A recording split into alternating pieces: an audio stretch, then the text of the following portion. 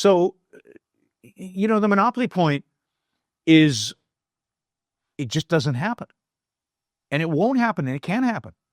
So every monopoly, so-called monopoly that's ever existed, has not behaved that way, which is stunning, right? So Rockefeller had 93% of all the oil refining capacity in the United States in the 1870s. Prices went down every year. Quality went up every year. Because if the market is truly free, he knew competitors will arise. If he raised prices, if he treated customers badly, he would get competition like that. And indeed, who competed it out of his, what was he selling in 1870s? Oil for what? For kerosene. Who competed him out of business? Edison. Now, by that time, oil was so cheap that they figured out lots of other uses for it, which was one of the reasons he did it. But I've studied the history of business from the 19th century and the 20th century. And for very brief periods of time, you can get a company abusing its, market power. It doesn't last long because competitors will immediately jump in and wipe them out. So, cartels are formed and people cheat, always. Every cartel that's ever been formed, people cheat or people find ways around it. You know what Dow from Dow Chemical, now we know Dow Chemical, there was a cartel of German chemical companies and they wanted to wipe him out. They wanted to drive him out of business. So they raised prices. They lowered prices in the United States below the cost of production, below his costs. And of course, as a consequence, in order to continue to make a profit, right, they raised prices in Europe. Right. So what did Dow do?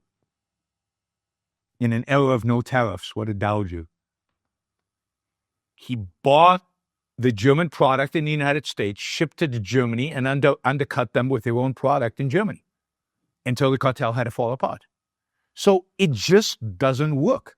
If you actually study the way markets work, they just don't allow for the kind of monopolistic behavior that we're taught in Economics 101.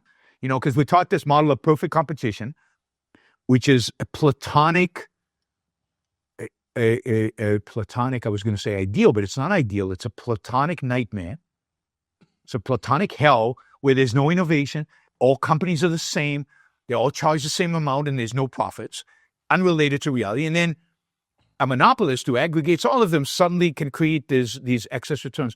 But all good companies create excess returns, right? There's no perfect market out there. So does Apple have a monopoly? No, right? Because it only has like 50% of the world, But there's a sense in which it does. Now, put aside the word monopoly. There's a sense in which it has enormous market power over one thing. What's that?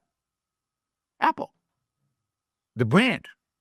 So does it produce excess returns because we like Apple? Yeah, its profit margins in these phones, in spite of competition, is something like 30-40%, which is very high, particularly versus the model of perfect competition.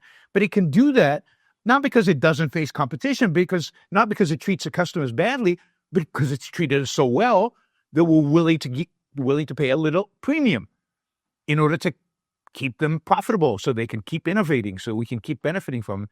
So the whole mythology of monopolies is just it's a mythology. It's just not reality.